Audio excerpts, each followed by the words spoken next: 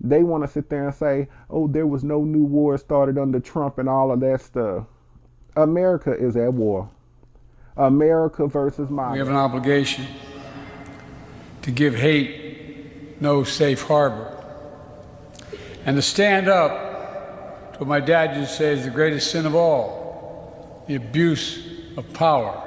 What's up, everybody? It's your boy Gabriel back with another episode of the Reality and Denial Show. This show focuses on uncovering the truth about racism in America, white privilege, systemic inequality, basically sharing the black experience in a society that still deals with racism today.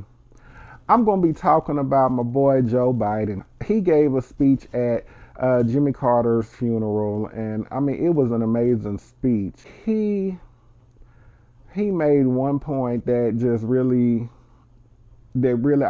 I was so proud. And I was so proud how he did it too.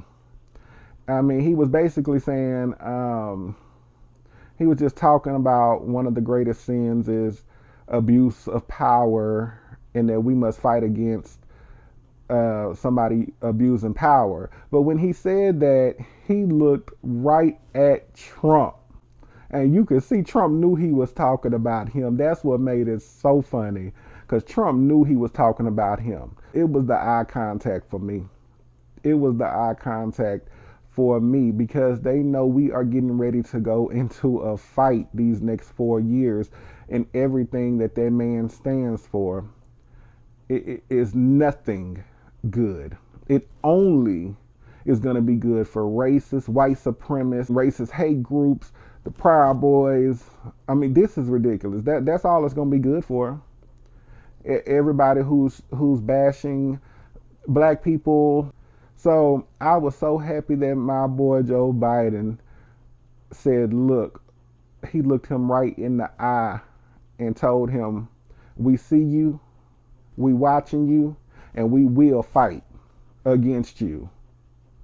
Because as I said in another video, they want to sit there and say, oh, there was no new war started under Trump and all of that stuff. America is at war.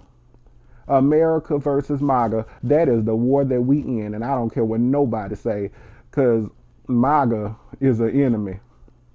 MAGA is a threat to America. So I just wanted to come on and say that. Y'all check out Joe Biden's speech. It was an amazing speech as well. So y'all check it out.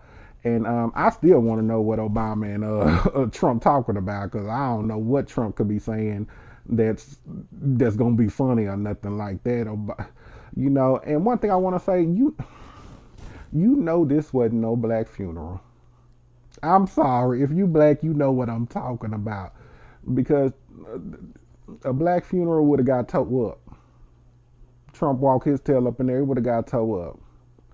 And I mean, from when he started walking in and had to go sit down, of course, he had to shake Mike Pence's hand. Well, Mike Pence stood up to shake his hand, which I know he wouldn't have got no handshake out of me if that was me, because no. And Mike Pence's wife said right there, she did not stand up to shake his hand. I even think I saw Trump's wife reached her hand out to shake her hand, and that girl did not shake her hand either. And I'm like, yes, make a statement, stand firm on it. No, you try to have her husband killed. You stuck a mob at the Capitol. So, no, get your silly tail on somewhere. That's basically what she was saying. I mean, that man, Trump done talked about everybody up at the funeral that was up there. So, I know it was a lot of people ready to jump Trump. Jump Trump, hashtag jump Trump. So, y'all, check out the video of my boy Joe Biden giving the speech at Jimmy Carter's funeral. You know, my condolences to the Carter family. You know, prayers goes out to you all. And y'all subscribe to the channel, check out the video, and comment, and I will catch y'all on the next video. To the clergy, distinguished guests, most importantly, the Carter family. In April 2021, Jill and I visited Jimmy and Rosalind on a warm spring day down in Plains, Georgia. We wanted to see them. Rosalind met us at the front door with her signature smile, Together, we entered a home that they had shared for almost 77 years of marriage.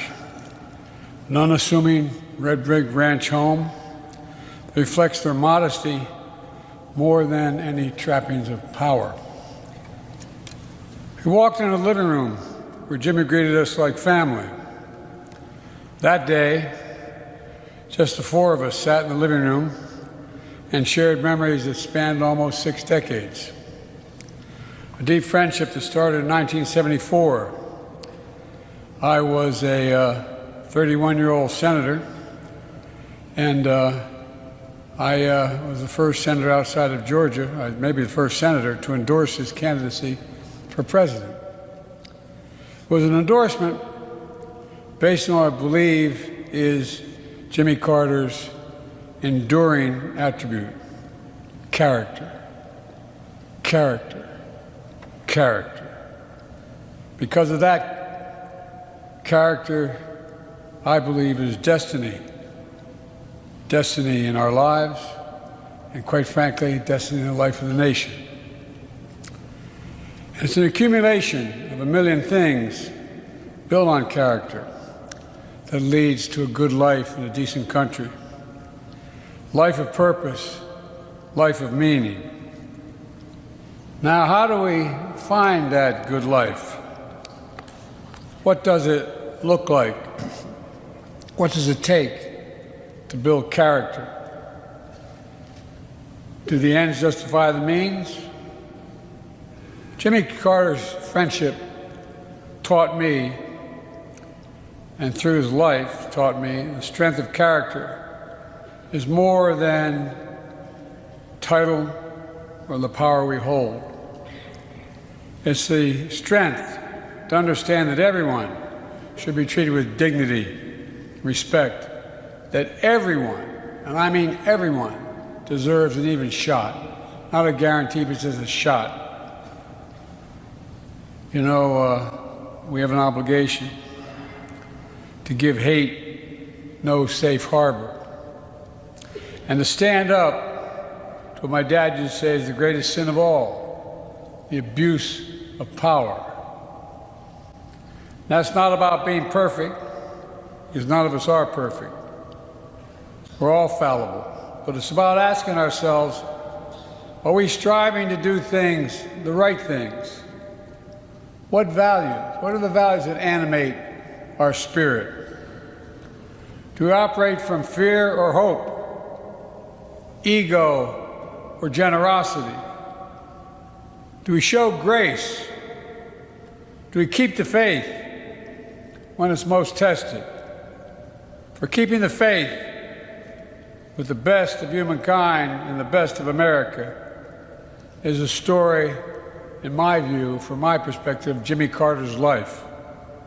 A story of a man, to state the obvious, you've heard today some great, great eulogies, who came from a house without running water or electricity and rose to the pinnacle of power.